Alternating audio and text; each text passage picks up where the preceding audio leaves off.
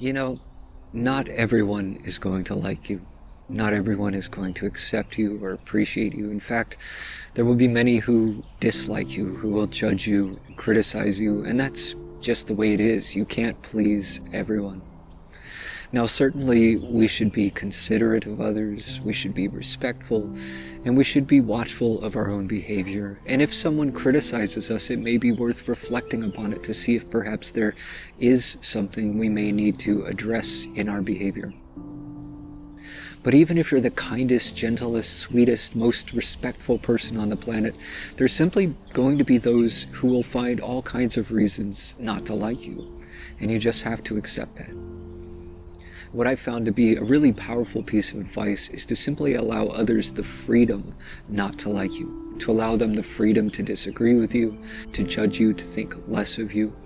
After all, everyone is entitled to their own opinion, even if that opinion is entirely baseless.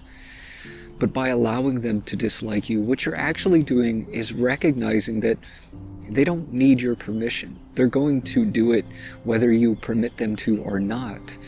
But what you're actually doing is letting go of the need to control what others think, because you can't control that.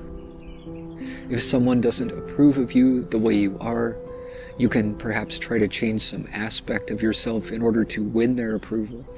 But chances are they'll just find something else to criticize, because that's just what they do. They just like to criticize. So no matter what you do, they're likely going to find something to criticize. So forget about it. And even if you can win their approval, there's just going to be someone else who doesn't approve. And you'll never please everyone. So just allow others to have their opinions. You don't have to agree with them. You don't have to accept what they say. All you're doing is recognizing that they have the right to think whatever they want to think. All you're doing is respecting that freedom.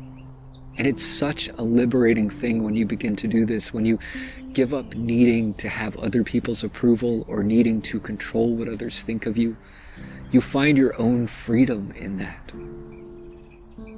And what you also find is that most people who don't like you are really struggling to like themselves. They may be deeply miserable and bitter, but as soon as you let go of the need for them to like you, you find a certain level of peace in that.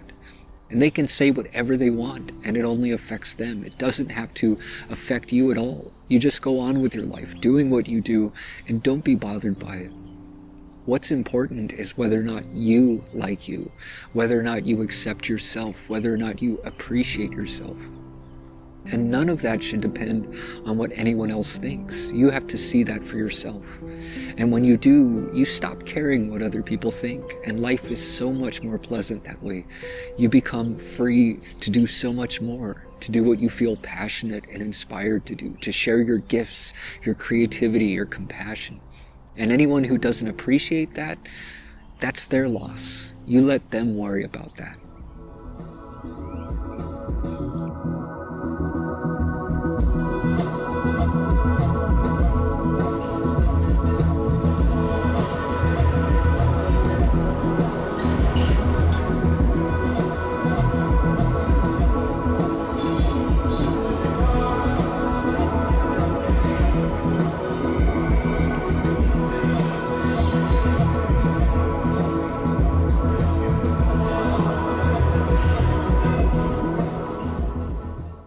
Hello there, welcome back. Thanks again for joining me.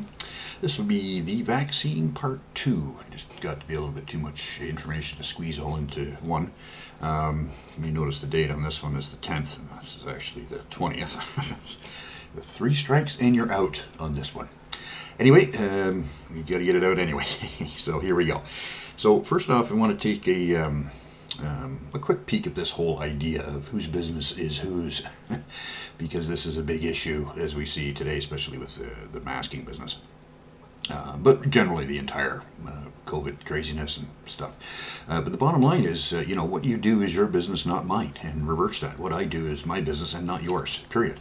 The only time this ever comes into play would be with the non-aggression principle, and that would be to threaten violence against somebody, commit violence against somebody, steal their stuff, or wreck their stuff. Other than that, knock your stuff. You do your thing, I do my thing. And the problem starts here when you get one or more of the following things that are happening. You feel that, so when I say you, it's just anybody in general. You feel that I need to care about what you think. Maybe in a friendship or a family relationship or a close spouse or something like that. But other than that, no. I don't know why anybody would feel that way, and vice versa. I mean, it works both ways here. You feel that I need to do the same things as you. No, no, no, no. And then the worst, I think, of all is that you do not speak up or you continue to support when others are doing the previous 2 points. It was actually 1 point start, but you got to 2 there. So basically it's your tacit support. If you don't speak up against things that are wrong or things that are unfair, even if you don't agree with what the other person is doing, not speaking up against somebody infringing upon their right to do so makes you just as complicit as the person that's doing it. Period. That's the way it is. I mean, good gravy. So anyway, I just want to keep that in the forefront here as we go forward, because it does come up quite a bit in our COVID business and shenanigans today. The other item I wanted to look at quickly as we go, as kind of an introductory thing here, is the idea of coercion, because we've got our vaccine rolling out here. And, the idea is it's not going to be mandatory. But what they will do, guaranteed, again, this will happen, is it'll be done through coercion. So your life will be made miserable, or you will not allow access to this or to that or to the other thing. Already they're talking in the States where it's going to be legal. They've said it's now illegal for a business to fire somebody if you refuse to get a vaccine, right? So there you go. It's not mandatory, but you have no other choice. That's called coercion. Compelled to act or choice, to achieve by force or threat, to restrain or dominate by force, period. These are all basically, this could almost be kind of a passive aggressive, but it's even stronger than that. So anyway, coercion is basically what we're facing today, and it's going to be going on and on as these people keep yipping about not mandatory, but don't do it, and then your life will be hell. So that's called coercion. In the previous video, I mentioned problems with having governmental types that have no idea what they're talking about or what they're doing with regards to the portfolio that they've been assigned. This is common practice and has been probably from the get-go of government. It's ridiculous. But, I wanted to throw this in here just to touch base on here regarding those unqualified types. Because we often hear, well, they have experts behind the scenes, and these experts are doing this and experts doing that. But despite the presence of these so-called experts behind the scene, many of whom we know absolutely nothing about, probably most of them, how can a politician make a rational, logical, and reasonable decision if they themselves do not understand the material? You can't. This is silly to even think so. And so, generally speaking, in essence, you're outsourced health and well-being because we allow these people to make these decisions, and then it's been outsourced even further down the line. And it also moves that chain of responsibility, doesn't it, further away. And, we're going to talk in another video about a study that was done a long time ago. It was a test where they were basically just... I need to set it up properly, so I'm not going to. I'm just going to leave it here. But bottom line, keep in mind that idea of outsourcing that further down the line, and then we'll talk about that in another video. This is something else that happens here. Is these damn cases, and you drive me crazy. Cases. So I did another video for now. I'm forgetting whether they're videos or articles. 7 brain cells, 6 of them don't work, so it's tricky. But the idea is this case crap is well, just that crap. It's being misused, and it's not what it means, but it makes for far more dramatic numbers, and it makes for terrifying things for people. It scares the shit out of them.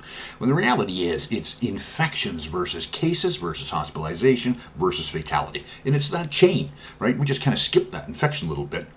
Well, they did used to do that, but not anymore. Anyway, so look at these dramatic numbers here from the 10th, 9th, and these are per day added on, right? Very scary, very dramatic, and very, well, everything. But yet, let's look at the real deal, because they don't include these recoveries, do they? No, they do not. Right, so look at the net change number there. That's far less dramatic than, what the other numbers are. It doesn't sell newspapers, it doesn't sell anything, plus it also doesn't sell a narrative. And of course then sell the what we're experiencing through government is the restriction of our rights.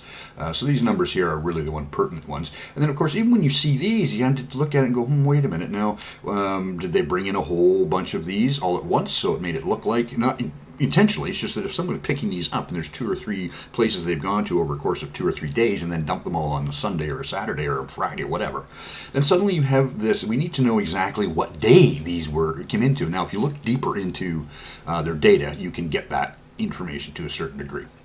But nonetheless, don't even let these bigger numbers scare you until you know the actual context of what they are. So anyway, let's move back to our little vaccine thing. We're going to take just a little peek here at what Elliot and Ford had to say. This is on another topic. There was a lot of discussion and interest in comments made by the Chief Medical Officer of Health last week about proof of vaccine. So I'm asking, would you allow employers or schools or other organizations like long-term care homes to demand proof of vaccine, or will it be completely optional like the flu shot? Well, right now it's optional. Constitutionally, I don't think we can force every single person to take it. And I just don't believe in forcing people to take this. What I do believe, encouraging everyone possible out there to get a vaccination shot. It's going to protect all of us, but it's also going to get the economy moving forward. It's going to protect our healthcare system. It's going to protect our education system. So I highly, highly recommend that people take the vaccine. I'll pass it to the Minister of Health. Well, yes, we can't force anybody to take the vaccine, but I agree with the Premier. We really encourage everyone who is able to have the vaccination. It's going to be really important for your own protection, but also the protection of the people that you care about as well. Who knows, there may be some restrictions in terms of travel or other restrictions that may arise as a result of not having a vaccination, but that's going to be up to the person themselves to make that decision on the basis of what's most important to them. But we do wish everyone to receive the vaccination. I wonder if Miss Elliott followed the directions on the box for using her mask. This, to me, it just smacks of virtue signaling. That's all this is. It's ridiculous. Anyway, trust these lawyers. I'm going to leave this back here on this previous slide because I have my notes in the slide here. I put it in the wrong one. So, starting with Ford.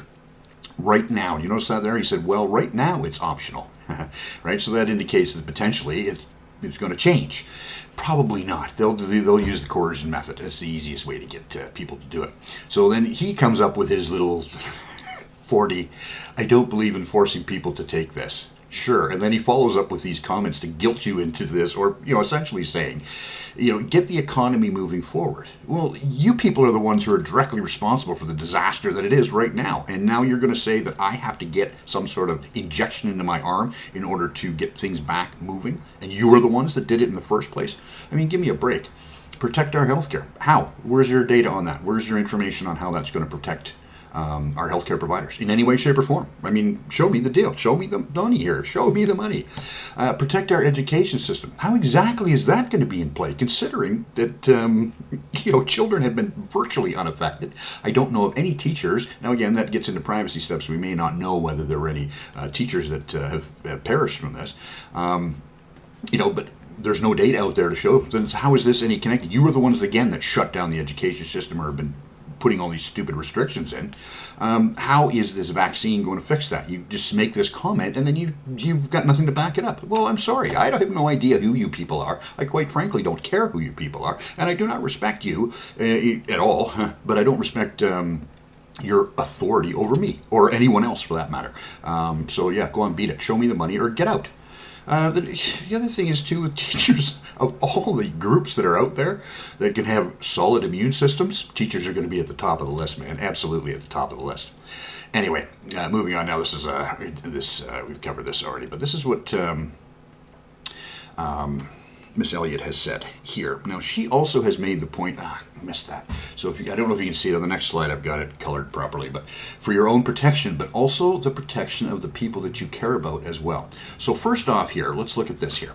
She's making this restrictions in terms of travel. So already we're laying the groundwork for coercion, right? Because you're going to be restricted this, and they'll keep adding stuff, right? It'll be something like your driver's license now, it'll be your health card, it'll be any sort of government service, on and on and on. You won't be able to get into a doctor's, just ridiculous. And of course, they will force you into this whole thing. The next thing is here, we just read this here. There may be some restrictions in terms of travel or other restrictions that may arise as a result of not having a vaccination. But that's going to be up to the person themselves to make that decision on the basis of what's most important to them. Boy, lawyers are just brutal at doing this. They're good at it. I got to say that. But notice how she's setting up your choice. Now, here are your two choices, right? This is it. She's telling you there are two choices. You either go with restrictions right? Or you get the vaccination because that's what's important to you, and what is important to you is the choice between this or this. Well, screw you. I, again, don't respect you at all, and you making choices for me, yeah, go on, beat it. Maybe I'll start cursing and swear if I leave her on the screen anymore, so she's gone. However, here's this comment. For your own protection, but also for the protection of the people you care about as well. Not certain, the Pfizer CEO, on if their COVID vaccine stops transmission. How exactly then are we protecting other people that I care about if it doesn't stop the transmission of this same thing? Let's see. When asked whether someone can still transmit the virus after vaccination, the Pfizer chairman and CEO said the company was not certain about this. I think this is something that needs to be examined. Really? That's probably a good idea. Yep, so here we go. They can still transmit it.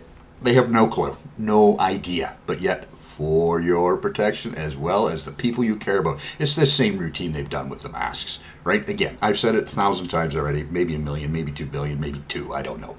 But the whole idea, I will not give credit where credit is due in this case. However, I'm going to give credit where credit is due in this case. I will not call it genius, but I will call it clever. This whole idea of pitching the mask in reverse so that it's the other people, the grandma killers, right, for not wearing it. It was a very clever stroke because it basically offloads, any responsibility of trying to force people into masking, which is ridiculous anyway. It doesn't make any difference. Clearly, it's not making any difference. Just looking at the data for 10 seconds, you can see that. But you know what? Same thing. And this is the same deal. She's doing the exact same stunt. They all do it. They're just pathetic. This is Moderna's now in here. The 2 vaccines are supposed to stop or lessen disease, but may not stop the virus from getting into your body. Stop or lessen disease.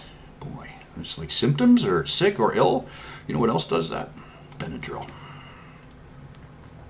So just in case there's any thoughts of maybe she didn't know about this ahead of time, well, here we go. We got a double dose of positive vaccine news. However, the effectiveness does not mean the vaccines will prevent you from catching coronavirus.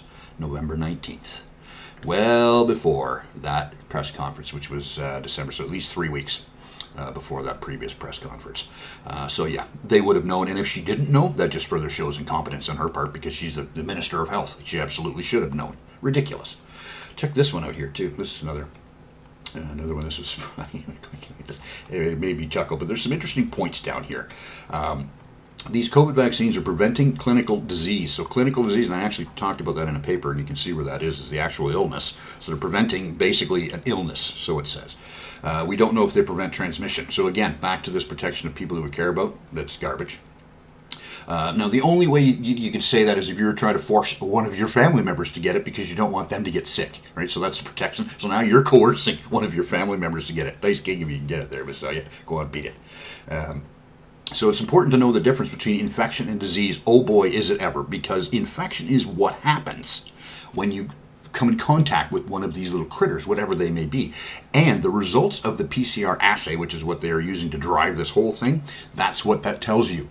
Infection. It does not tell you case. That's garbage, right? And there's all sorts of stuff. I've dwelt on already, and I will come back to it again at some other point in a different video. But Dr. Moss said, just because you're infected or have transmitted coronavirus doesn't mean you get sick. You know, everyone who gets a disease has an infection, and the infection causes the disease, but not everyone who is infected has the disease. This is a very important point because you'll notice that has not been transmitted out, I'm going to use that word, from the media or who are just as complicit as the politicians in this whole thing. They keep that little bit quiet, right? Because it's, fear sells, and especially if you've got an agenda to push. Anyway, let's listen to Feckless Ford here. Well, regarding the holidays, I want to sit down with our health table. We're still a little ways away. We want to see the numbers. I know we're seeing the range anywhere from 1,700 up to 1,900. It's kind of flattened, but we have to make sure that curve goes down, not flatten the curve. So it's concerning. But I go back to the modeling a couple of weeks ago when we saw the worst case scenario being 6,000. So I sat back and thought, if we didn't do this lockdown, would have it been 6,000? So we're going to get the advice off the health table, and And immediately after that's why I cut it off there, he started talking about people who had 2 houses and were concerned that they couldn't go north with their income. Really? There's your priorities right there. Anyway, we're going to see the numbers like it's some sort of scorecard thing. Come on. I mean, give me a break. But you know what? Power freaks like Ford here, they just love this crap. Because essentially what he's doing here is, in his mind, he's deciding whether Christmas is going to exist or not. He's the Grinch of all, and we all go on, beat it again. So I don't know, his 6,000, there's probably more to this whole thingy. I don't really care, so I didn't bother looking for it, but I'm sure there's more to this whole deal. But there can only be a couple of things with that 6,000 business. So the worst case scenario being 6,000. 6,000 what? Right? If it's total fatalities, or even new fatalities, well, that's just ridiculous in terms of total, new fatalities because we haven't seen that since January 1. So that's actually just complete garbage. The next thing is we've only got 4,150 only, and I say this because it's a statistical analysis. I'll say this every time. It is not talking about human individuals here. We're talking about numbers. It's statistical analysis. If it's total fatality, new fatality, it's 4,100 since January 15th. So if he's going to claim there's going to be 2,000 more between now and Christmas, yeah, again, complete crap. And man, I suggest you get out the jungle juice before you start blathering in there. And so if it's cases per week or even cases per day, this is still a ridiculous number that has not matching anything we've seen so far to date. So he's just basically talking out his model ass is what he's doing. And he uses the same. So let's look at some of this model stuff that they used in the past. Here we go. This was back from the April briefing, April 3rd. Look at these numbers. 300,000. But of course, then they come up with this. How do you know this? You can't prove this. This is ridiculous. There's no way to prove it. Because you can't hit a rewind button. So unless you can hit a rewind button, there's absolutely zero way. It's impossible to prove this. So why claim it if you can't prove it? It's ridiculous. If it's not falsifiable, then it's garbage. Same with all of this stuff is garbage. But again, look at these numbers. They're absolutely ridiculous. Let's find out what our actual numbers were. Numbers. Now you got me saying it. Oh, 16,000 in terms of cases. That's a far cry from here. And in fact, in their data, they even insinuated, I think I got part of that slide in here, that it was them that reduced all that. I mean, come on, man. You guys are crazy. So here we have 300,000. 80,000 with their current intervention. 12.5, well, there we go, for future. So that actually set the rule there that they can just lock everything down. And again, lockdowns aren't working either. I'm going to do separate videos on each of those now because we do have data to show that they're talking out their ass. Still.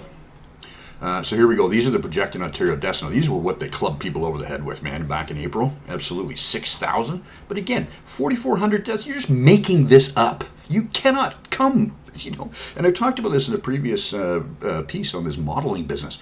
This was never released. I didn't see it. I keep an eye out for it, but I didn't look huge hard, so I could be wrong here. But I didn't see it come out between then and now. But unless your software that you're using is open sourced or at least allowed to be inspected, the source code's inspected so we can see the decision-making process that you're making, because they're just algorithms, right? They're just making decisions down the tree. And until we can see that and see the data that went into that model, then this is all garbage. It's useless. It's just spit it out. It's not even worth paying attention. It's not worth your time. Until that, and that never happened, I remember that press conference, you said something about modeling experts. That's all they said. And once again, every time you hear this scientists say anonymous sources, experts, and when it comes from politicians, it's garbage. You know this to be true. Anyway, look at these here, and let's look at the actual numbers as it happened. There, 1,100 instead of 6,000. This is what they used to scare the living shit out of everybody back in April. And this is what it ended up being. So we can see this, they'd go, oh, wow, look at that, our current intervention. Again, there's no way to prove any of this stuff. And I'm not just throwing that out there to say, no, you can't. You can't scientifically prove this because there's no rewind button for life, period. So it cannot be falsified, therefore the premise is invalid. I mean, come on, man. These people are insane. This was also in here. This is kind of interesting. So I went back to actually look at this data, and I had to hunt. Because I'm glad I had a bookmark because it didn't come back up again for the 3rd. I did find it eventually, and it's still on their site, but it's not as easy to find because they changed the file name. So you can't just pop stuff in here. You have to hunt it down. So this is on the 20th I did find. And here we go. While earlier models, so this is April 20th, so the other one was April 3rd. While earlier models predicted a peak in cases in May, public health interventions, including widespread adherence to physical distancing, have accelerated the peak to now. Again, you cannot claim this. You can't prove this. There is no way for you to prove this, and what it means is it can't be falsified. Therefore, if they make the claim, we can't go through and through experimentation find out whether it can be falsified or non-falsified. You can't do it. So if you can't do it, then it's not valid as hypothesis. The sacrifices people are making to stay home and wash their dishes are making a difference. Again, how so? There's nothing in this document that showed any way, shape, or form. There's all they had was their model stuff. They got no research. There's no papers. There's no anything to prove this stuff. They're just making this crap up as they go. But because it's dealing with issues that people aren't all that familiar with, it's easy to go. And here we go. Total cumulative cases for the span of the outbreak is now less likely that are likely less than 20,000, substantially lower. And so they're tying this back, right? And here, we're making the difference. All this stuff, just exactly what I've said and what everybody else has said. This is why you use these models with these ridiculous numbers in the beginning, because then when you do even the littlest thing, oh, you can claim it back and say, look at that. It all worked exactly what we said it was going to happen. Da-da-da. Garbage. And here we got this in here. Public should continue to stay home and maintain, and this is on the 20th, to stop the spread and flatten the curve. Now, did you notice what old Dougie said there in that thing? The curve goes down, not flattened. Once again, the king of moving the goalposts. The same thing they did with this designation of, red, yellow, control, whatever it is, where they changed it from 100 cases into 100,000 to 40, right? They keep changing the goalposts, like all this stuff. And I'm going to point out another one where they actually changed the goalposts as well. This is it's astounding. Okay. Oh my God. I apologize. I once again got these in the wrong order. I take the greatest care I possibly can to put these in the right order and go. My apologies. So basically, we went back here, and I'm missing a slide that's in here. What they did in the 20th. Yeah, there's a slide that goes right after this. And what they did was they used Italy, which is their worst case scenario. And they used Italy as, and this was back, this is highly unfortunate. It was back in March. And they basically had, I'm going to show you that here. What they did in this April 20th one was they used a big slide with Italy, and they used three scenarios. One was Korea. South Korea was their best case scenario. Ontario they called the middle of the road. And then Italy was the worst case scenario. And then they had a couple of diagrams that had Italy on there, and you can clearly see it was a huge difference in between the two. Enough to scare you. The numbers were absolutely astoundingly, ridiculously different, and definitely was enough to go, oh yeah, people freaking out.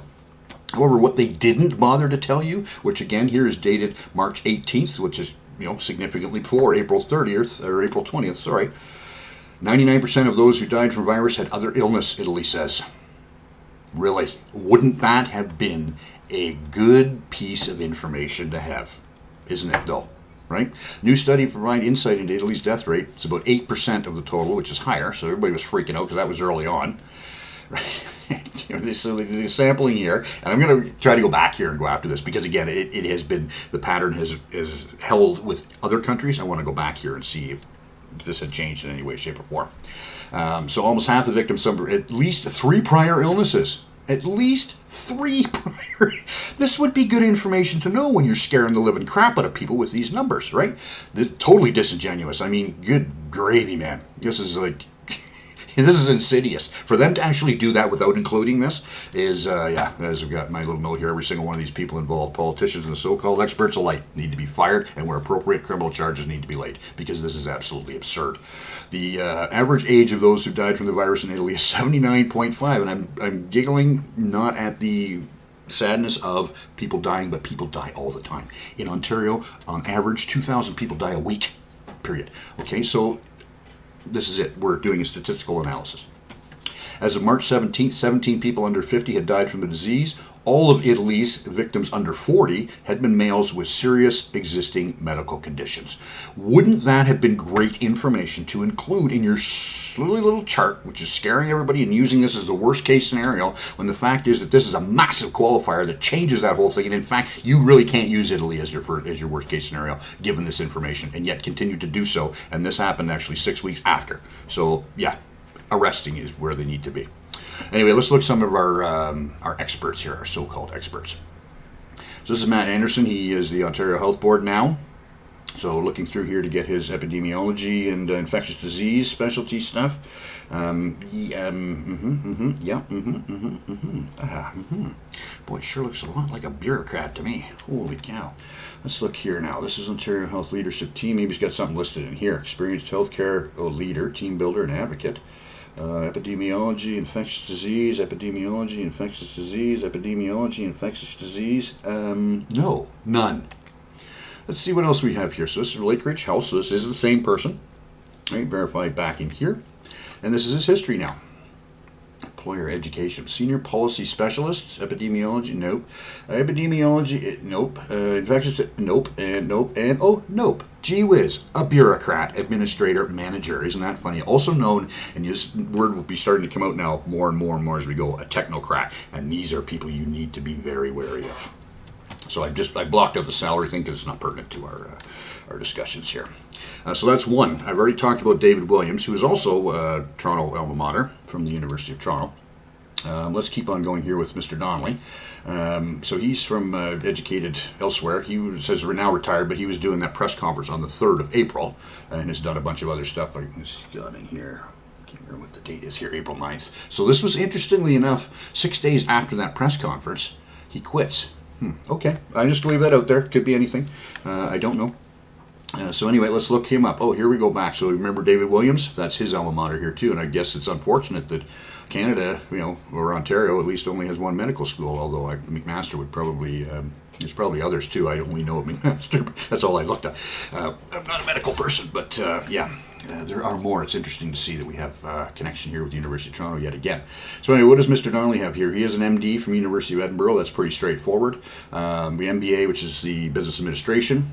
Sterling, that's pretty straightforward. However, these other two, let's find out what they're all about. So we went to Wales, but it's no longer Wales now. It's gone to Cardiff, so they've merged. So there's the MPH at University of Wales, and it's now Cardiff. Let's see what we got here. Enterprise, equality, assess the population's health, critically evaluate the health and services, and there's an awful lot of epidemiology and infectious disease there. No, there is not. Let's look close. However, we do have some here, so good on him. He's actually at least got a little bit here. Let's find out what it's all about. It's a core module. So we describe, imply, interpret. So we do have some basics here that are going. So so far, of all the people that I've seen, he's the only one that even has a remote bit of qualification. The applied epidemiology takes us a little bit further. However, I can see where this moves now, starts moving into management type of thing. But nonetheless, he's got some epidemiology background in his training. That's good to go. Now this other one here, University of Edinburgh, so that's where this is from. It's the undergraduate medicine bachelor. So here we have some epidemiology and statistics. So I guess a little bit, not too bad there, at least it's some. And some here. So there we go. So he's got a little bit. Now over to the left here, they have another item that goes with this same thing, and it's called the Incalculated Honors. And it's a Bachelor of Med Science in Epidemiology. So it's too bad that he quit and didn't finish this off, or he would actually have some chops in terms of at least some degrees of what he's got. But here are some projects. Like some of these things are absolutely perfect for what, in a public health environment type of thing that somebody should study and go, but of course he didn't do any of this stuff. So we'll give Mr. Donnelly a little bit of credit here, because at least he has some epidemiology and some infectious disease stuff, a little bit anyway. So a lot more, which is 1,000 times more than the rest of the clown show does. But unfortunately, this is what the result of Mr. Donnelly's activities were. Remember all these? Look at this. And it went on. Look how far and wide that went. Now, I'm sure the media happily jumped on board with that. But look at all this terror, right? 33,000 to 50, this is all him. 3,000 to 15,000, I mean, come on, man. Come on, look at this. This is brutal. Toronto Star will kill. You people are pathetic. At least we can get could out of CBC, surprisingly enough. Hacks that they are. Anyway, yeah. Oh, boy. Yeah, even the Weather Network on board. Yeah. Boy, oh, boy. So, there we go. Let's terrorize people with, well, fake data. Exactly. Just garbage. So let's look at the next person who's one of the experts of Mr. Ford. And, oh, gee, look at that. Isn't that interesting? University of Toronto. I'm sure it's purely coincidental. Anyway, let's find out with, so here's a person who's making health decisions for you. So he's the dean of the School of Public Health. Probably doing a fine job there. I don't know. Don't go there. Don't know him. Don't care. So nothing to say on that. It's interesting here, and it's School of Public Health. It's not the School of Epidemiology or Infectious Disease, although there's probably components in there. But anyway, let's see what he's got here. The Harvard AB, oh, they do them backwards. That's the Bachelor of Arts. So basically anybody who's gone to university ever and finished it There's at least one of them. Oh, and a doctor of philosophy. So he's a philosophy major with a Bachelor of Arts. And he is making recommendations for you and your health and your family. Bring it on. No, thank you. So let's move on here. So public health advisors. So this was part of an article that I just grabbed. And I wanted to point this out. The connection here is they're trying to connect this with bad things, right? This is what the press loves to do. You watch it. You start watching for this, you'll see it. It becomes much easier. It's kind of one of those things where you don't see something, and then you see it, and then you can't unsee it. It's that same kind of thing. Once you start thinking this way and you start to see how these connect things together, whether there's a connection or not, doesn't make any difference, right? It's irrelevant to these people.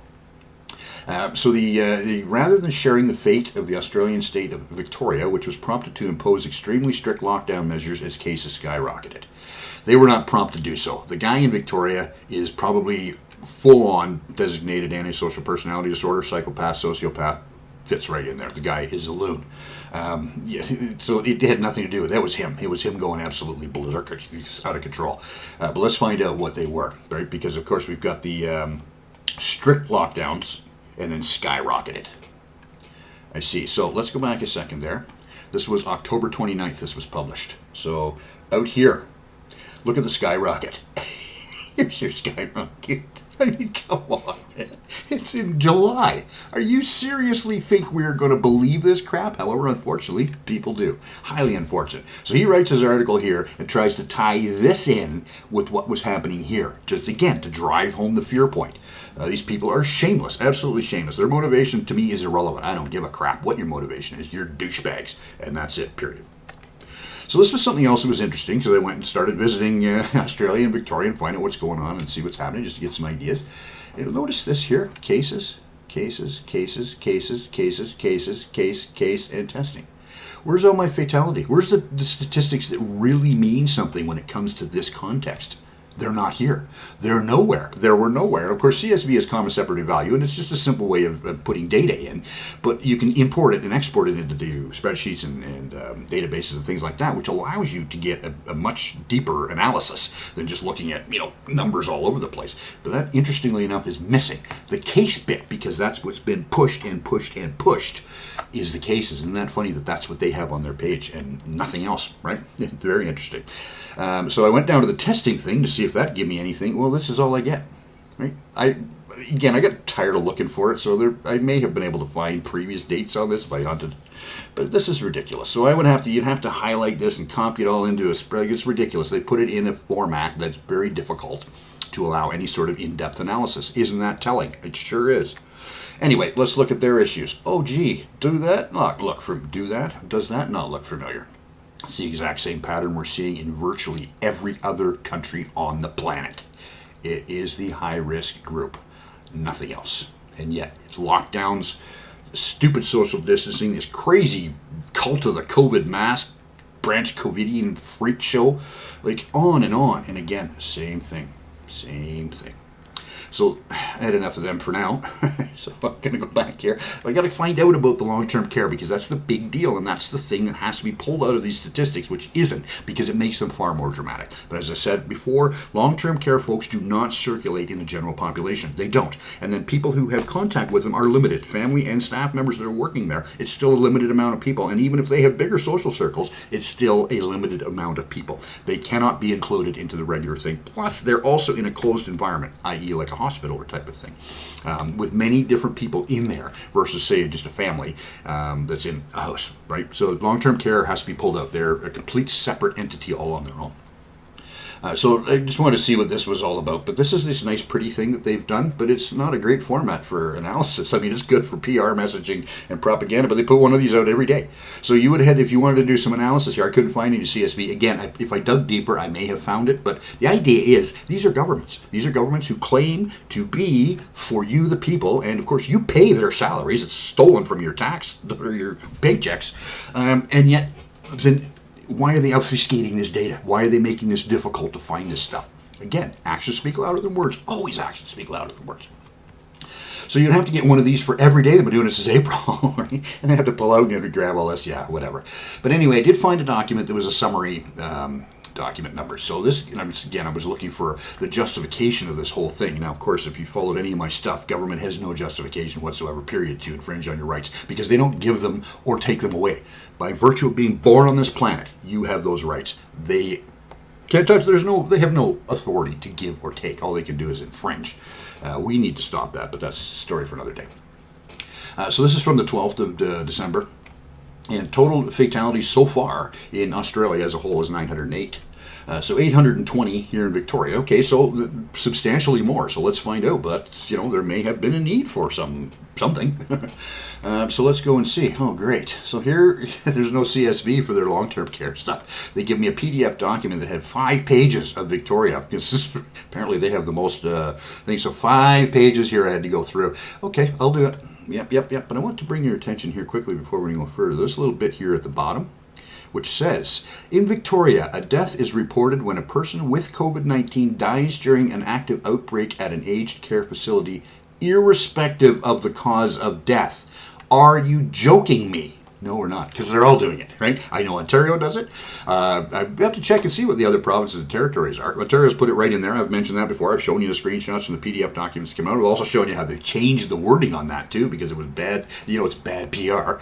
Italy did the same thing. They came out and said, yeah, we were doing the exact same thing. The U.S. has been doing that since March or April, when the CDC came out with their coding, medical coding for COVID deaths. So basically, almost from the get-go, you were dying with whatever COVID is, or with whatever SARS-CoV, whatever it is, and not necessarily because of it, irrespective of the cause of death. So when you're in an old age home in a long-term care, and I know this, I worked in it for many years, these individuals are at the twilight of their lives. Many of them have 1,000 different things wrong with them. Many of them are lucky to even be alive at this point in time. They're in their 70s, 80s, and 90s. They have frail bodies, frail immune systems. Of course, they're already in a position where they're going to be perishing anyway of anything, multiple items.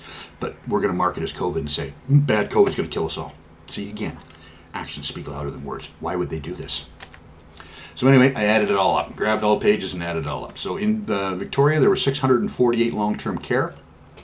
The total fatalities in Victoria of 820, do our calculation here, so 79% was in long-term care. Is that really justification for declaring, which was essentially martial law there? They were locked down, house arrest, they couldn't go anywhere. They had cops on the streets looking for your papers. It was brutal. So is the equivalent of medical martial law definitely warranted? Yeah, whatevs. I just put it in there because I want to say whatevs. Yeah, no, not at all. Even if there was a justification, outside of the governmental right crap, this isn't it. 79%. Look at that. Absolutely brutal. They charged people, they were arresting people, fining people. It was ridiculous. Beating people up. It was unbelievable. All because of this. No. But it even gets worse. We need some more clarification here. This I found very interesting that they had in there. We don't do this, but they did. This is their influenza stuff. So in 2017, recorded the highest levels of influenza since 2019, with over 1,044 older. 1,044, what's that, 130 something more people? Again, I chuckle because it's so ridiculous. I don't chuckle without sympathy for the folks that have perished. Oh, any human that leaves the planet, but it's part of life. We all are going to go at some point in time. That's just the way it is. Here we go. So 150 more people in 2017 than in 2020, and look what they've done. 2019 had just under that, like 70, so my math is not so great, 74, 78. Ridiculous, absolutely ridiculous. And they've locked things down and destroyed lives, and how many people now have perished because of the result of, and I'll bet you that number is monstrous all over. Anyway, I did find it interesting that they had their flu stuff in there, which is good. And in Ontario, actually, you know what, if we had the flu stuff there, that would be very handy. Once again, and I know I used this in the previous video too, I'm just going to use it again as well. Data not available. I did check right today, so today is actually the 20th of December. I wish that I got this out early, I really did try. But I checked again today and it's still not available, the data influenza. So there are a few different things we need to know, the CT values on the tests, comorbidities, which is also, but this is also a third item that would be critical, crucial information to put context into the whole thing and give people an idea of what's really going on, and it's not available. Actions speak louder than words. Why would you do this? Not only that, this is our money, right? This is stuff. This data is ours. As they keep telling us, we're the governments. They keep telling you the same thing. You can't have it both ways, right? This is our stuff. Where's our data? Find out why. Now, I also mentioned to the report, I don't know what this said last year. So I wish I went back to Web Archive and there wasn't a screenshot of this or a capture of this, so it's unfortunate. So I don't know whether this was like this last year or not. I doubt it, but that's just me. Anyway, be interesting. So I looked around, I hunted through their whole thing here, and I forgot to change these up. Sorry, I missed those. This is their public Health Ontario. Yeah. So anyway, I looked through their stuff. They had 62 documents there. Some of them had to do with infectious disease. Others have to do with all sorts of stuff. I went through, the ones with infectious disease and the ones with dates that were pertinent to now, and there's nothing. Absolutely no data there whatsoever. The feds have a little bit, so I went to get theirs. It's not broken down in terms of regions per se, but it does have a little bit of breakdown information there. So this was 2018-2019 flu season. It had 224 deaths, 48,000, close to 49,000 influenza detections. So I'm assuming that is a positive test, influenza detection. So out of that, then the fatality, just turn this around. So your chances of survival from a percentage perspective, if you were diagnosed with the flu, was 99.54%. Okay. Probably crossing the streets a whole lot less than that, but I'm just guessing. So if we take this out and do the full-on Canada, so that's 13,000 fatalities so far among 460,000 cases reported, so that just drops slightly by 2%. Actually, it's not even 2%, is it? It's 2 and a bit percent. And this still doesn't take into account that long-term care is in here. So if I take long-term care out, but I couldn't find that data to separate the two, and then you start guessing, and then it just starts to go downhill. But this is enough right here that there's no need. The whole idea of threat and terror, and we're all going to die from it, is garbage. And the numbers show it. These, again, are the same numbers that they're using to tell you that we're all going to perish and die. These are the exact same numbers. We're just looking at it at the way they should be looked at, not the way it's being spun. So anyway, let's move on here. So this was interesting here on the first day. This was actually the second day. So the UK has been doing their big, we're the first ones out, we're going to get these stuff. They've been big pomp and circumstance. I actually have putting together another video of a collection of faked virus stuff. Some of them are pretty brutal. Some you can actually see the cap is still on. It was a good one. Some of the plungers weren't depressed. Right? You know, Elliot did that last year with the flu thing. You know, he didn't even take the flu shot, and you can clearly see it was a fraud. Right? But oh no, I've taken the flu shot too. These people again are shameless. They're actors, and they're just throw them to the curb. We don't need them. Any of them. None of them. They can go do whatever they want to do. Just stay out of our lives. So anyway, this was the day after. Warning after 2 NHS workers. Now they went ahead and prior to the starting, because anaphylactic shock can happen, like allergy reactions can happen to anybody for a wide variety of reasons. So we can't just say, oh, this is a bad thing to do. This is a potential possibility, among other things, right? Peanuts and other things like that. But nonetheless, they made a big deal about anaphylactic shock, how rare it was. And then that very day or the very next day, they have 2 NHS workers. And they're not the only ones. I've got further stuff coming up here. We'll show you. So this was Time magazine. The UK's medicines regulator has warned health service not to give the Pfizer vaccine to people with significant history. So of course it was significant at this point. History of allergic reactions. Oh, give me the source here. Sorry, I copied this from one presentation software to another, and I forgot to change the color because it refused to put my white color in there automatically. Hopefully you can see that. There's just the source stuff in there. I just want to make sure the sources are clear. Significant history of allergic reactions after 2 people who received it on Tuesday. Actually, that was their day. They started with Tuesday. Developed reactions. So that's December 9th. December 10th, the exact same article. They changed it. So this is the difference with the interweb articles, right? When this is published as a newspaper or a magazine, it's cut in stone. That's it. It's set in time, as it were. But you can change this stuff at will, right? And of course, it doesn't say originally published. It says updated, but it doesn't tell you what it did. So you go to the Wayback Machine. That'll tell you what it did. Medical authorities in the UK are urging the public not to be alarmed after issuing a warning. What the thing developed rare allergic 3. Right? Well, I've got here. We're going to show you 6 more. That's in the same week. Right?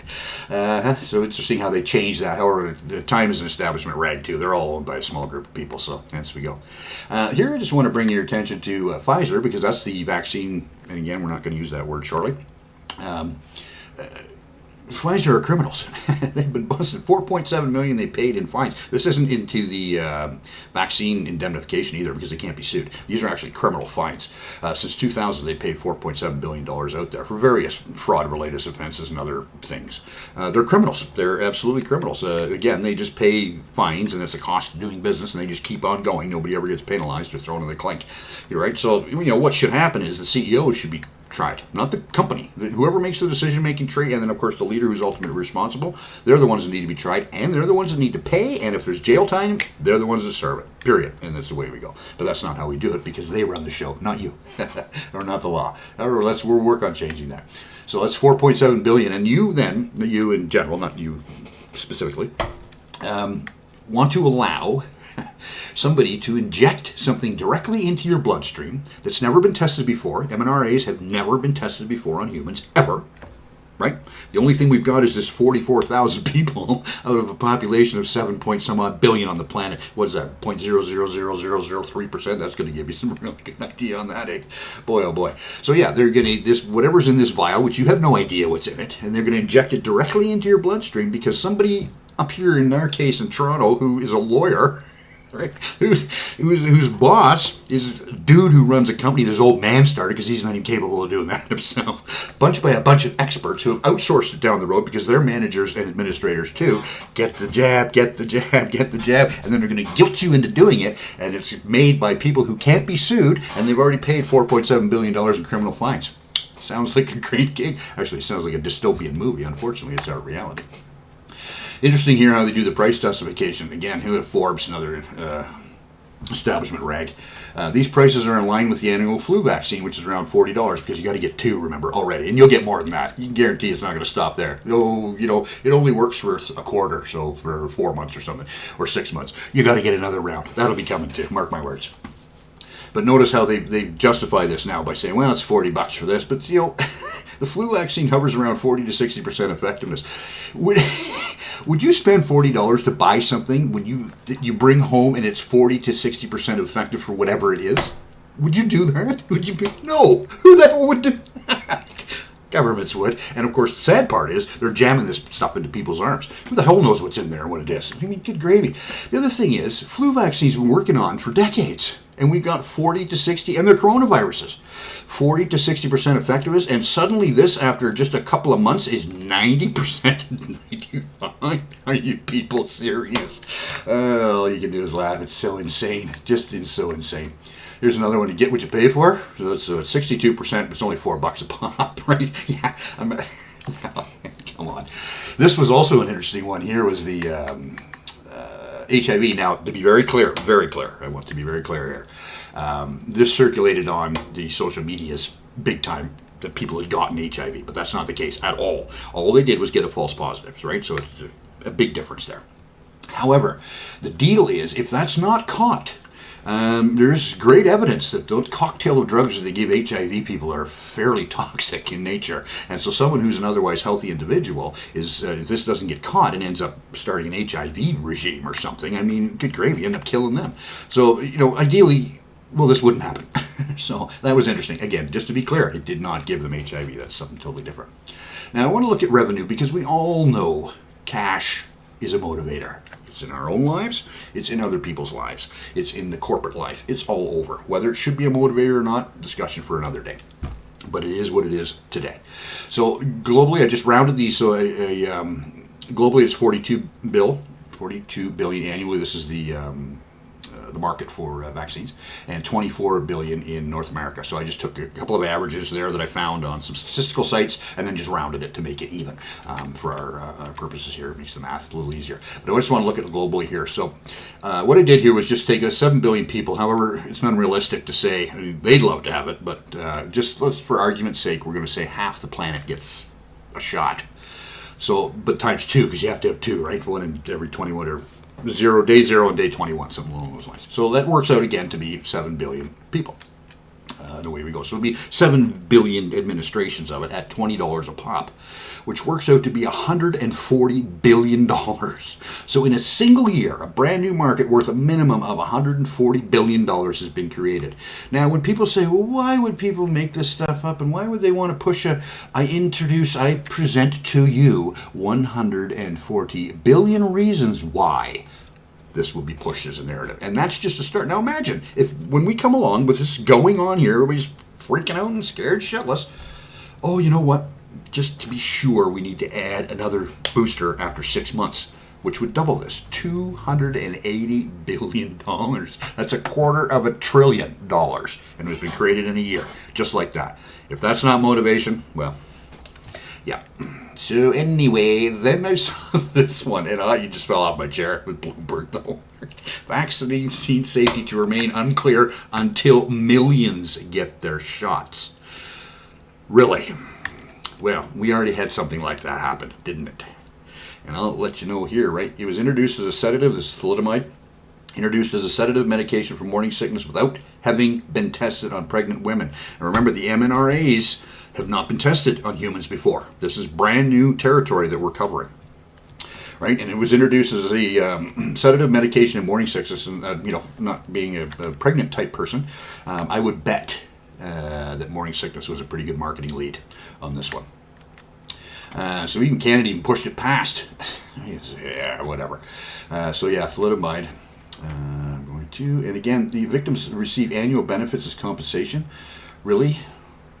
I think I'd prefer to have my arms. Thank you very much. Not only that, if they are Canadian citizens, they are not receiving benefits from the government of Canada because the government, any government, has no assets of its own. None. Zero. Zippo. This is your money. So these poor individuals are actually paying their own compensation after all of this because you, of course, can't be sued as a manufacturer. So let's look at some of this. This thalidomide caused up to 10,000 miscarriages and infant deaths. That doesn't even talk to the people that survive and have to live like that. Unbelievable. And, am I being dramatic here? Yes, I am. Is this dramatic? Yes, I am. Are the situations today very dramatic? Very dramatic. Yes, I am. And I feel totally comfortable connecting these two things together. Right? Mm-hmm. Compensation, I'm sure. I'm sure these folks would prefer to have not had this happen to them. I mean, stunning. So let's take a quick peek here at something else that's a little closer for us. The thalidomide issue for my generation we were probably a little young then, but our parents and our grandparents definitely knew about that. But 1976 wasn't that far away. I don't have to remind many Americans that the Center for Disease Control was the one that said you should use DDT in your homes. Used right, it is absolutely harmless to humans and animals. Remember the name, DDT. It spells certain death. A scientific panel today reported that pesticides may indeed represent a grave threat to mankind. Remember the swine flu scare of 1976?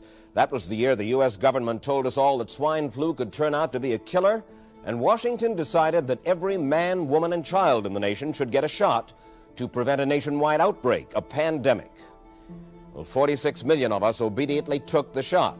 Did anyone ever come to you and say, there's the possibility of neurological damage if you get into a mass immunization program? No. No one ever did? No. I can't believe that they would say that they did not know that there were neurological illnesses associated with influenza vaccination. That simply is not true. We did know that. Then he's lying. I guess you would have to make that assumption. Then why does this report from your own agency list neurological complications as a possibility? You didn't feel it was necessary to tell the American people that information. Dr. Sensor's CDC also helped create the advertising to get the public to take the shot. The vaccines are safe, so roll up your sleeve. And now Americans are claiming damages from Uncle Sam amounting to $3.5 billion. By far the greatest number of the claims, 2/3 of them, are for neurological damage or even death. There are serious concerns tonight about how well the CDC controls dangerous germs at its own labs after yet another safety lapse. For the third time in a month, the CDC acknowledged deadly pathogens were handled incorrectly in government labs. That CDC is the CDC that allegedly is looking out for your public health.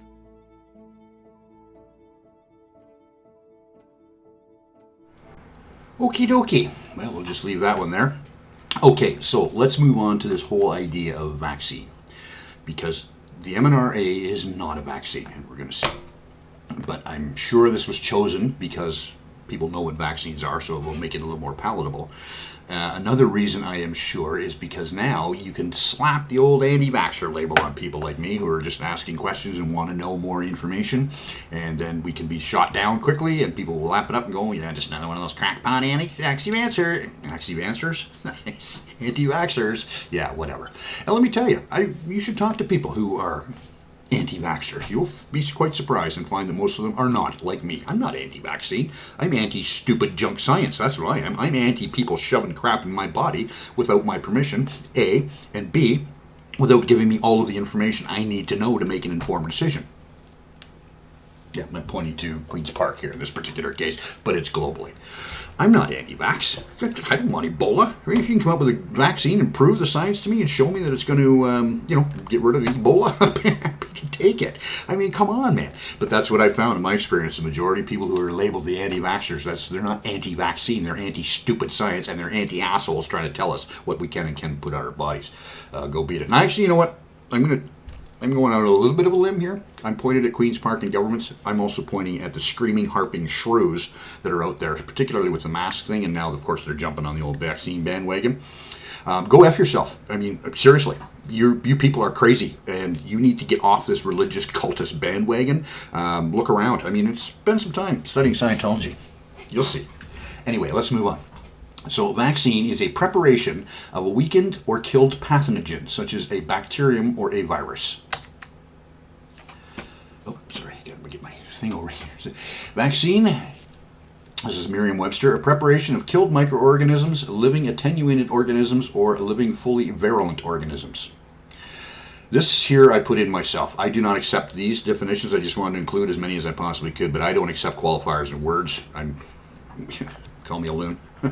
I am one anyway. It doesn't make any difference. It either is or it isn't. There's none of this usually crap, or could be, or mostly, or all that. If it doesn't, then it's something else and different. Use a different word. This whole idea of using the same word for multiple reasons is screwy, lazy thinking, but it also opens us up to all sorts of manipulation.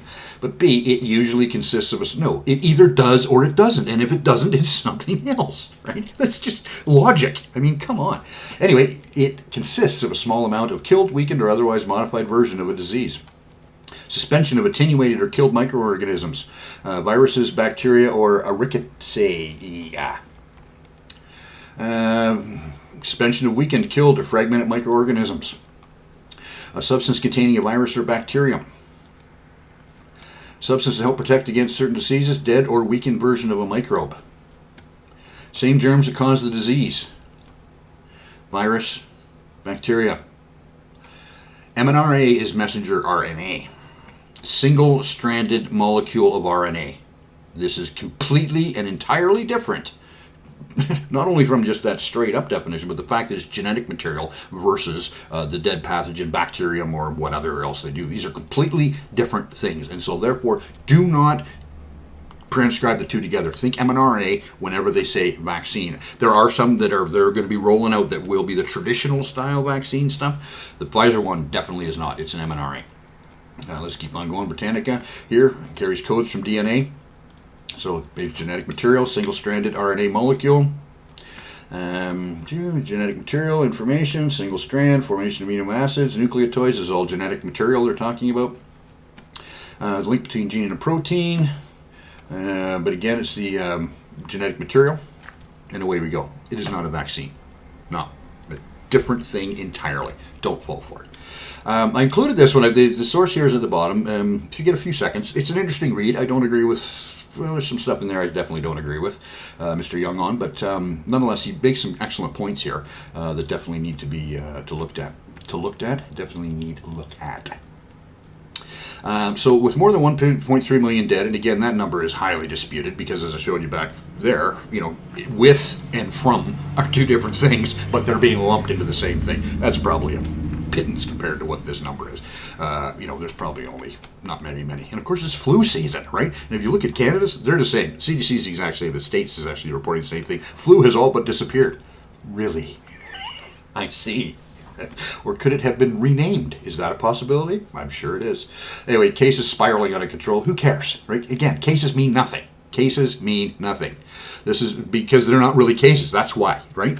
When case in a true definition, well, that is something to look at. But these are infections, and they are totally different, and it's the first layer. So it's even less than the case bit. I mean, unbelievable. Anyway. Hopes are high. Their new mRNA vaccine for Pfizer will soon provide immunity to 90% of the people who take the injection twice, although we don't know how long that immunity will last. So now we've got other words in here, so we can clearly see there's, because some have talked immunity, some have not, some have talked symptoms, some have not. They have no idea. They have no idea what they're talking about, because the information is not out there. I mean, 44,000 people, you fire that out in 3 months? If you even had it in 3 months, who knows? Maybe they had it much longer than that. Today is a great science, and so he should have added me too, because Pfizer shares rose that day by almost 15%, and then he sold 62% of his shares for 5.6 mil. So the sale was planned months ago and within insider trading rules. Of course it is. Sure it is. However, right, it's this other little bit. But CEOs still control the timing of such announcements, which in this case gave Burla an 800,000 plus bonanza. In May, 4 Moderna executives made $29 million from selling their shares after positive early results were announced for their company's coronavirus vaccine candidate. In May? Our first cases were January, February. On average, it takes 18 minimum months to develop a vaccine. You wouldn't have happened to have that ready already, would you? CTV reports that from May to August, officials at 5 pharmaceutical companies made more than $145 million by selling their shares, right? This just adds on to that 140 billion reasons I mentioned before why people do all this stuff, right? It's a simple formula. Make an announcement, make a killing. Trump's been doing it. Elon Musk's been doing it. Elon Musk actually committed insider trading fraud. Trading fraud, got busted for the SEC. Did it all over Twitter. That's all he did. Paid a fine. Made more than what he paid out. Good to go. Anyway. So these are not the sentiments of the anti-vaxxers, again, now, but of people who want to know the pluses and minuses of anything they buy. So now this person, he upset me here when he said that, because he's making a distinction between these people, anti-vaxxers, and the people who want to know. But as I mentioned before, the majority of the anti-vaxxers that I bumped into, maybe I just haven't been around enough of these so-called anti-vaxxers. They're these people. They just want to do it from A, money, and B, whether they're going to live or die because someone's shoving something in their arm. It's that simple. Good gravy. We all want to trust the advice. No, I don't. I don't give a crap who you are. I'm not trusting you. I only trust the science and the data. Why would I trust people of interpretation who don't know me? They're not connected to me in any way, shape, or form, right? We clearly have seen government who claims to look after the people doesn't. This is obvious. Anybody who says otherwise has got their head in the sand for the past 6,000 years. Good gravy.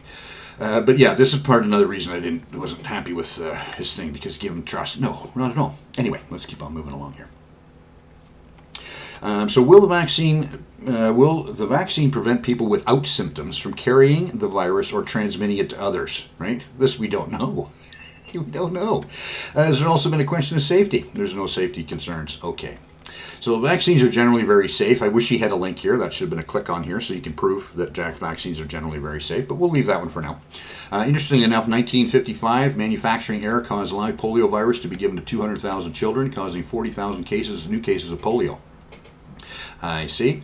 And of course, for Quebec, Canada has no such system of vaccine injury compensation. So here they're going to try to force you to take something. Again, it's not mandatory, but they're going to coerce you into taking something. But the person that manufactured what you're taking directly into your bloodstream is indemnified from lawsuits, right? And there's no compensation, so you're on your own. Yeah, I laughed because it's so stupid. Health Canada's drug reviewers will have to determine if the potential harms of any new vaccines exceed the potential benefits for our population. No, I'll determine whether any potential harms for me, period. You want to do your population stuff, knock yourself out. I don't care, because whatever you conclude, I still don't care. Right? Go on, beat it. We're talking about you, your body, your family, and that. None of these people, they don't know who you are. They don't give a crap whether you live or die. It's irrelevant to these people. Good gravy. And so we talked about thalidomide here as well, but this is now where we start getting into some problems. So it's the high standard of integrity must maintain in coming weeks and months. So yeah, which we know that government agencies easily are influenced by money. or promises of future or whatever. Lobby groups, right? Clearly, this is a known thing. Again, anybody who wants to deny this is delusional, and get them out of your life because they're crazy. Regulators and independent researchers need to know why individuals are excluded from clinical trials, dropped out, or if there were any deaths. Why? Really? You think? Of course, this is critical data. And in fact, you don't go any further unless you have this information. But we don't. Patient-level data could reveal that one or more subjects dropped out of a trial due to potential serious drug adverse reactions. Of course, a huge red flag for safety. Yeah, there's the understatement of the world there, Mr. Young. In 2000, just 3 heart attacks in a clinical trial for the painkiller Vioxx were deleted by Merck, preventing an early withdrawal of the drug, which was taken by 80 million people by 2004, resulting in 60,000 deaths. Really, because they just obfuscated this information. And of course, these clowns, right, there's no money. Remember that. There's no money in cures. There never has been. Money only in treatments. And if these idiots, because, you know, I'm going to do another entire piece on antisocial personality disorders and so on and so forth, because, you know, if you think a psychopath gives a crap about what happens to you, yeah, we got another thing coming there. So the COVID vaccine can be taken by billions, yet Health Canada still allows drug companies to redact patient-level data from drug approval filings for competitive reasons. How about the health and welfare of you and your family reasons, right? Screw you. And again, this is the group that says they're always looking after you. Mm-hmm. Who's being looked after first? I'll just leave that with you. In the search of Health Canada's portal for trial data on the cancer drug Adcetris, 29 out of 29 pages about patients who dropped out of clinical trials, and 170 out of 170 pages on patients who had died or suffered serious adverse effects were all redacted. Really? The information on harms and deaths is vital. Yes, sir, it is indeed. But Health Canada doesn't demand it. But I thought they were looking after your best interest with your tax dollars. You're paying for them. And whose best interest is being looked after first, and has always been looked after first? What else is hidden? The list includes medical conditions or viruses the subjects had in the past, any other drugs they were on, even their sex, weight, and age, all of which could help reviewers determine the true efficacy and safety of a drug. Oh yeah, and that, and away we go. Anyway, I'm starting to get angry, so we're just all these people are crazy. I also, disagree with Mr. Young's premise here on the trust bit. It's not about trust. You need the science, not trust. Not trust. You're talking about your life. It's not about trust. So as we move forward here, I found this little ditty here. Canada prepares for the arrival of a COVID-19 vaccine. The federal government is refusing to say if drug manufacturers can face legal liability if there are any adverse effects from their shots, which are rare but not unheard of. I am sorry. I am sorry. I guess statistically, though, in terms of the bigger picture, and again, not everything's all reported, so it's hard to tell, but I guess in the bigger picture, the word rare could be used here. Health Canada is expected to approve Pfizer's vaccine, which they did already, and 250,000 doses. It's standard in many countries to offer some legal exemptions to drug manufacturers when the government procures vaccines in emergency, or not just in emergency. See how this is? In the States, I don't think you can in Canada here, but I know for sure in the States you can't sue them, and it's not an emergency. You never have been able to. You haven't been able to sue vaccine manufacturers since 1980-ish. Mid-80s, late 90s, somewhere in that neck of the woods, you haven't been able to sue them in the States. So give me a break. In an emergency? In a statement, however, Health Canada says it can't release the details of its contracts due to confidentiality clauses. So they're making a contract on your behalf with your money to inject something in your body, and it's confidential. You can't have any of that information. Knock yourself out, folks. However, the other thing is, too, actions speak louder than words. If this group who says repeatedly, ad nauseum, we're looking out for you, it's you, we're in this together, group, we're in this together, but will not say if drug manufacturers can face it, to me, that is immediately telling me that you put in a place where they can't be sued. Or you would say that, wouldn't you? You would just say, oh, hey, yeah, no, you can't sue them, here's the process, da-da-da-da. You would say that, but they haven't. Actions speak louder than words. And in this case, actually, words speak louder than actions, or at the same rate, I don't know. Prime Minister Justin Trudeau only offered vague assurances when asked about the issue this week. The contract signed, there was questions for liability, and Canada has undertaken the necessary measures to ensure that everybody's protected. Where is it? Where are these necessary measures? Nothing. There's nothing in this article. There was no link. There was nothing. I suppose I could go hunting down and ask Mr. Trudeau where this stuff was. Health Canada has one of the most rigorous approval processes in the world. And we know this how. You can prove this how. Again, you can't. You just make shit up. Could be true, maybe not. I don't know. But unless you give me the actual information, to me, it isn't true until you do. Will the COVID vaccine be mandatory? Well, yeah, this is interesting. It's told in September. If you want to return to a more normal society, we need the majority of people to get vaccinated. Well, Miss Teresa Tam, isn't it interesting that you and your cohort horn dog, Trudeau, are the ones that have screwed this society among the other local people that are doing the same thing. You are the ones that put us in this position.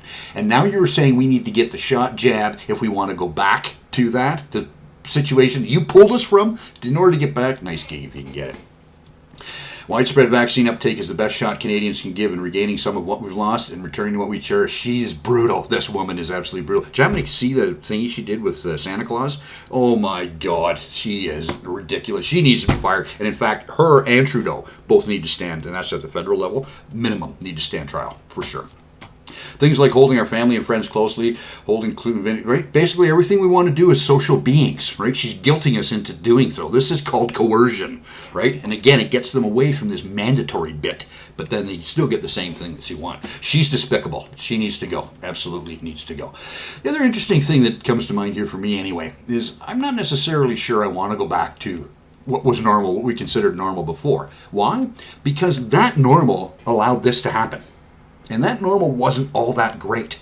We need to do our own great reset. Screw these fucking idiots that are trying to do all of this stuff. We'll do our own great reset, and first and foremost will be to kick these idiots to the curb. And, well, that's where it starts. Paddy wagons pick them up and take them to the clinker after that.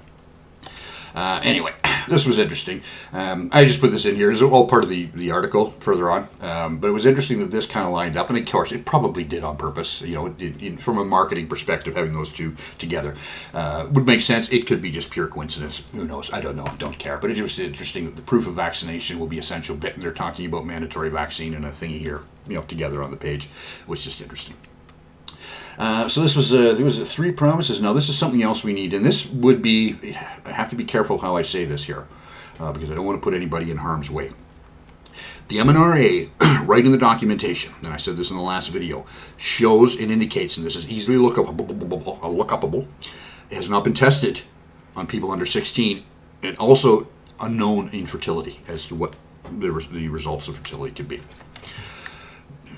We want this. They've already talked in 2. David Williams mentioned it, and I'm going to do another video. I'm going to pile up here. It's a CBC report where the reporter talked about it too, in schools, right? That is assault. We're already doing the child abuse bit. Sad, pathetic, but we're doing it. The societal child abuse of having the kids masked, telling them their friends are, you know, they're dangerous, don't talk, you can't turn around, socialize, you got to limit your stuff. You know, all of this regimented crap is pure, especially the masks, is pure child abuse. We're already doing this. It's sad and it's pathetic. But if we start jamming this thing into kids' arms, and this has not been tested in children, and to top it all off, kids have virtually been untouched by this at all, period, then we are the sickest society that ever lived. And here we go. And this is, anyway, I've had enough. So this just popped up here as I was putting this all together, which kind of worked out well. It's come out on the 19th. So this is a report from CDC. And it was on their first little kind of week, I guess, of things that are happening. So on the 9th, that was the day they confirmed 2 cases of anaphylaxis after their jab, their much touted jab. Remember, this is all very rare. CDC, 6 more cases of anaphylaxis right off the get-go. And 1 case had a history of anaphylaxis following a rabies vaccination. So we did know that 1 already had a history, so they were probably predisposed. But although they should not have taken that vaccine then, that information was already available. Why they were taking it, maybe they just didn't get that there, I don't know. This was interesting. So as of December 18th, first dose they've got, these are voluntary reporting, so there's going to be more. I doubt every one of them was reported. So they recorded or registered 112,807. Health impact, unable to perform normal daily activities, unable to work. Oh, come on, Todd. Unable to perform normal daily activities, unable to work, required care from doctor or healthcare professional. 3,150. Let's do the math on that. If we were to do that in Canada and take that out across the population, I just took half. So that's, in fact, we're at about 37 billion, so that's even less than half. Out against this percentage, which was the 31 against the 112, gives us 2.8%. Do our calculation out, that would be 420,000 people in Canada who had unable to perform normal. And of course, these are otherwise healthy individuals because they're trying to jam this down everybody, particularly otherwise healthy individuals. And you're going to have 420,000 people, given these numbers. 420 is not, 4 is not even, 0, period, is the number we shoot for. If you're going to force people to do these things. If people choose to do it on their own, that's their choice. They live with whatever risks, and they gain whatever benefit. But to force this onto people, again, you hear it already. Oh, it's not mandatory. It is irrelevant. Coercion will make it mandatory. That's all there is to it. Anyway, here we come to the end. So while I do rage against the machine in the context of COVID, it's my firm belief that, among a few other nasty things, this is just a diversion to keep us fighting amongst ourselves while simultaneously shunting our attention away from the destroyed economies, which actually happened in 2008. And while at the same time central banks are readying their digital currencies en masse with the big goal of making cash go away, and once cash is gone, it's game over. We are done like a dinner. So we cannot allow this to happen. I'll wrap it up here now with What's Your Face? And we'll go from there. Have a great day. Thanks again for listening and putting up with my ranting and raving, and I hope to see you again sometime soon. Bye for now. This is exactly how we get out of this. We choose not to go along with the game. We choose not to play. This is the only way this ends. So anyway, I'd love to know your thoughts on the psychological warfare. I think what's really interesting about it is that they're just throwing so much conflicting information at us. And the reason they do that is to keep us in a constant state of confusion so that we can no longer trust our own thoughts, our own opinions, our own feelings on anything. And that's how people kind of end up attaching themselves to an authority figure or a hero, somebody that they can look up to for the information. The way you override it is to go back to trusting yourself. If you hear information that doesn't sound right to you, if it doesn't feel right to you, then it probably isn't. I do believe that the spiritual awakening we're all going to experience has to do with reconnecting to our own inner voice. Greetings, Professor Falcon. Strange game. The only winning move is not to play, not to play, not to play, not to play, not to play.